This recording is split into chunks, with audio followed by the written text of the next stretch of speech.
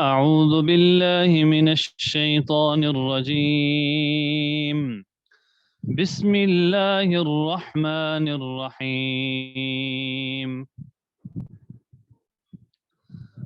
القارعة ما القارعة وما أدراك ما القارعة يوم يكون الناس كالفراش المبثوث وتكون الجبال كالعهن المنفوش فأما من ثقلت موازينه فهو في عيشة راضية وأما من خفت موازينه فأمه هاوية وما أدراك ما هي نار حامية صدق الله العظیم۔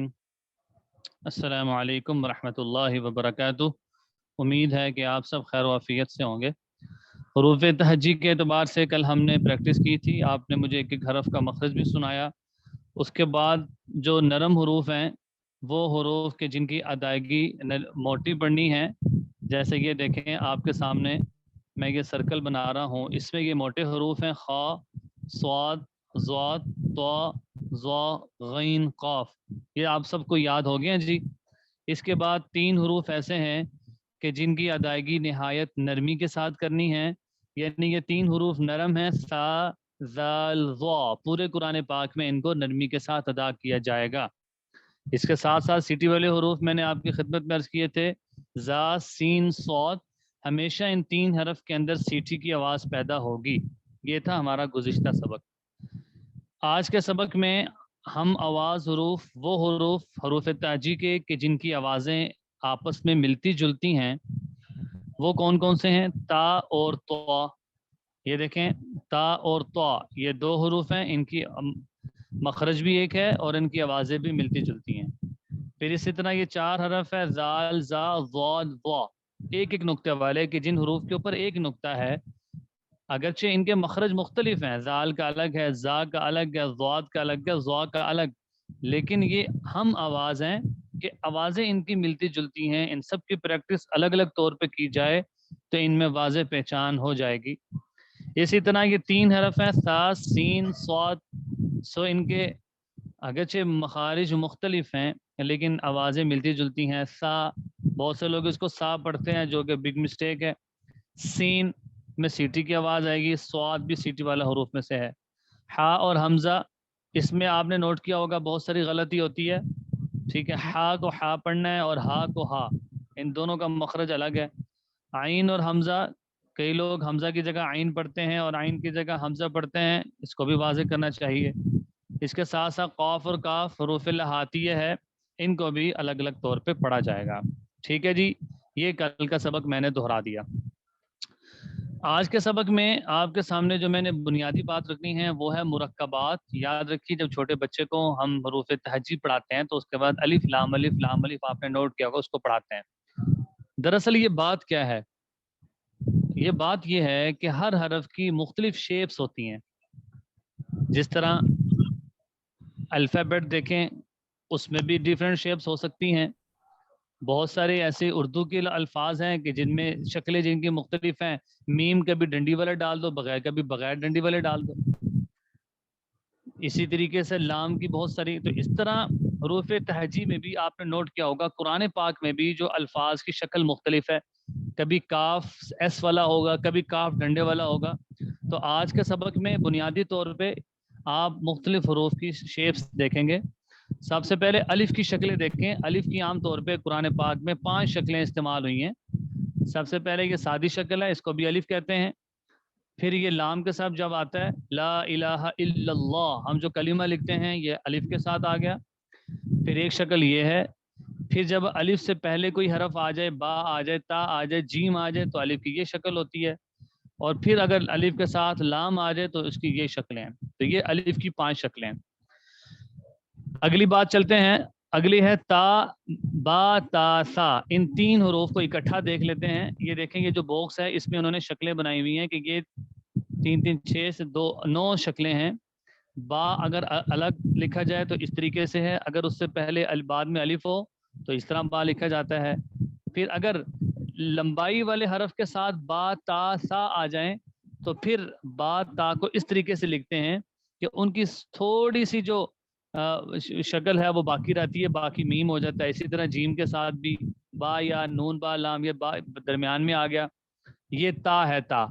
یاد رکھیے تا کبھی دو نقطوں والا کشتی والا ہوتا ہے، کبھی دو آنکھوں والا ہوتا ہے، کبھی ایسی جو یہ جو تا ہے اس کا حکم یہ ہوتا ہے کہ جب اس کے اوپر سے آپ نقطے ہٹا دیں تو یہ ہا بن جاتی ہے، جس کو ہم یہ کہتے ہیں کہ بغیر نقطوں والی ہا، کہ وقف کی صورت میں وہ تا جو وقف میں ہا بن جاتی ہے، ٹھیک ہے۔ پھر تا تا کبھی دو تا اکٹھے ہو جائیں ان کی شکلیں یہ ہیں، کبھی با الف آ جائے تو ان کی شکل یہ ہے، یا سا لام با نون، ٹھیک ہے۔ امید ہے کہ آپ سمجھ گئے ہوں گے، اس کو یاد نہیں کرنا، صرف میں آپ کے سامنے آپ نے آج تک الف لام الف تو پڑھا، لیکن اس تختی کا مقصد کیا ہے وہ میں آپ کے سامنے، اگر آپ کسی بچے کو یا کسی سینئر کو پڑھانا چاہ رہے ہیں تو آپ اس میں اس کو یہ ایکسپلین کر سکتے ہیں۔ پھر اسی طرح اگر پیٹ والا حرف آ گیا جس کو ہم کہتے ہیں جیم ہا خا، یہ پیٹ والے حروف ہیں، اگر یہ کسی حرف کے ساتھ مل کر آتے ہیں تو ان کی جو پیٹ والی شکل ہے وہ ختم ہو جاتی ہے، اوپر والی برقرار رہتی ہے۔ یہ دیکھیں گے تین حرف الگ الگ لکھیں گے تو پورے لکھے ہیں جیم ہا خا، لیکن جیسے ہی جیم ہا خا کے بعد کوئی حرف آ گیا تو یہ دیکھیں تینوں میں اور شروع میں اور درمیان میں اس میں جیم آیا ہے، اس میں بھی اور اس میں بھی۔ پھر اس کے ساتھ ساتھ ہا سا تا ہا تا، یہ جیم اور ہا کی شکلیں ہیں۔ دال کی بات کریں تو یاد رکھیے کہ جو دال زال را زا حروف ہیں یہ ہمیشہ اپنی حالت میں رہیں گے، یہ کبھی آدھے تو ہو ہی نہیں سکتے، نہ ہی ان کا نقطہ ختم ہو سکتا ہے۔ مثال کے طور پہ اگر آپ نے مدثر میں دال لکھنی ہے تو دال آپ کو پوری لکھنی پڑے گی۔ مزمل میں اگر آپ نے زا لکھنی ہے تو یہ ہو سکتا ہے کہ زا کو کٹ کر دے، نہیں ہو سکتا، پوری لکھنی پڑے گی۔ یعنی سو بات یہ ہے کہ دال زال را زا یہ کسی حرف سے مل کر آئیں، ان کے پہلے کوئی حرف آئے بعد میں تو آ نہیں سکتا۔ یعنی اگر دادا لکھنا ہے دادا تو دال کے ساتھ الف کو ملا سکتے ہیں؟ نہیں ملا سکتے۔ تو یہ بھی بات سمجھیں کہ ہمیشہ ان سے پہلے تو کسی حرف کو ملایا جا سکتا ہے، بعد میں نہیں ملایا جا سکتا۔ دادا لکھنا ہے تو دال الف دادا لکھنا پڑے گا، ٹھیک ہے جی، آپ نے یہ بڑے اچھے طریقے سے بات سمجھی ہے۔ پھر اگلی بات سین شین صاد ضاد، آج کے سبق میں غالباً مجھے ایسا لگ رہا ہے کہ یہ اگلے ہفتے کلاس نہ ہو سکے گی چھٹیوں کی وجہ سے، ہم اس تختی کو مکمل کریں گے۔ سین شین صاد ضاد، اس میں سین اور شین اور صاد ضاد کی بھی وہی بات ہے کہ ان کے جو پیٹ ہے وہ ختم ہو جائے گا۔ اگر آپ نے سین لام لکھنا ہے تو یہ دیکھیں یہ مثال سین لام کی ہے کہ سین کی جو شکل ہے وہ تو موجود ہے، صرف اس کے ڈنڈے ہیں وہ ختم ہو گیا۔ پھر شین لام یا سین اور یہ بہت سارے حروف ایسے ہیں۔ توازوا میں دیکھا جائے تو ہمیشہ ان سے پہلے بھی کوئی حرف آ سکتا ہے، بعد میں بھی آ سکتا ہے۔ یہ دیکھیں ہا تو تا، ہا تو تا، اس میں تو درمیان میں آ گئے، ہا اور تا اس کے شروع اور آخر میں آ گئے۔ عین غین کا مسئلہ یہ ہے کہ عین غین کو جب درمیان میں یا آخر میں لکھتے ہیں تو ان کی تھوڑی سی شکل ان میں بدل جائے گی، جیسے با اور عین ہیں۔ فی الحال چھٹیوں کی بجائے سبق کی طرف توجہ ہو، آخر میں انشاءاللہ اس پہ بات کرتے ہیں۔ با اور عین، عین کو دیکھیں کیونکہ میں ہر ایک کے سامنے باکس بنا رہا ہوں تاکہ اچھی طرح آپ کو سمجھ آئے۔ پھر فا کی بات کریں، فا قاف کاف، اس میں بھی یہی ہوتا ہے کہ فا کی وہ جو اگلی کشتی والی شکل ہے وہ ختم ہو جاتی ہے لیکن بنیادی شکل رہتی ہے۔ کاف میں یہ دیکھیں کاف کی مختلف شکلیں ہیں، کبھی کاف کے اوپر ایس لکھا ہوگا، کبھی کاف ڈنڈے والا ہوگا، کبھی کاف کشتی والا ہوگا، یہ سارے کاف کی مثالیں یہ دیکھیں۔ اور قرآن پاک میں بھی کبھی کاف ڈنڈے والا استعمال ہوا ہے، کبھی اس طرح ہوا ہے، کبھی کسی حرف کے درمیان آ گیا تو اس کی الگ شکل استعمال ہوئی ہے۔ ملک الناس میں لکھا جائے تو کاف ایس والا ہے۔ تو یہ ساری وہ شکلیں ہیں جو قرآن پاک میں بھی استعمال ہو چکی ہیں۔ اسی طرح اگر ہم لام کی بات کریں تو جس طرح الف لام الف میں آپ الف اور لام کو ملا رہے تھے، اسی طرح لام کے ساتھ الف کو ملائیں گے، لام مکمل ہے، پھر لام کے ساتھ الف کو ملا تو اس طرح لکھا جاتا ہے لا الہ الا اللہ۔ پھر یہ لام اور جیم آ گیا، اگر آپ نے کسی پیٹ والے خاص طور پہ جیم ہا خا کے ساتھ لام کو ملانا ہے تو اوپر لام آئے گا اور نیچے وہ حرف آ جائے گا۔ میم کی مختلف شکلیں ہوتی ہیں، کبھی ڈنڈے والا ہوتا ہے کبھی بغیر، اسی طرح میم کی شکلیں ہیں، میم ہمیشہ شروع میں بھی، درمیان میں بھی، اینڈ میں بھی، ہر جگہ آ سکتا ہے۔ واؤ کا یہ ہے کہ واؤ کے بعد کسی حرف کو ملا نہیں سکتے۔ واصل، واصل میں کیا ہے واو کے بعد الف کو الگ لکھنا پڑے گا. ہاں میوں والن میں واو سے پہلے کوئی حرف آ جائے تو اس کو ملا سکتے ہیں. حمزہ کی بھی مختلف شکلیں ہیں. حمزہ میں بات یہ سمجھیے کہ قرآن پاک میں بھی نا کبھی کبھی حمزہ کے نیچے الف ہوتا ہے, کبھی حمزہ کے نیچے واو ہوتا ہے, تو کچھ سوال کرتے ہیں کہ یہ کیا مسئلہ ہے. تو ابھی سے اس بات کو سمجھ لیجئے کہ حمزہ کی 3 شکلیں ہیں. کبھی حمزہ الف کی شکل میں آتا ہے, کبھی حمزہ واو کی شکل میں آتا ہے, کبھی حمزہ یا کی شکل میں آتا ہے. یعنی حمزہ کی 3 صورتیں ہیں, 3 شکلیں ہیں. حمزہ بشکل الف, حمزہ بشکل واو, حمزہ بشکل یا. دیکھیں حمزہ بشکل یا کی مثال, حمزہ بشکل الف کی مثال یہ ہے, حمزہ کے نیچے الف آ گیا. حمزہ بشکل واو کی مثال یہ ہے, اور یا کی مثال قوری آ و اذا قوری آ. اب دیکھیں یہاں پر حمزہ ہے لیکن نیچے یا ہے, تو ہم کہیں گے کہ یہ حمزہ یا کی شکل میں ہے.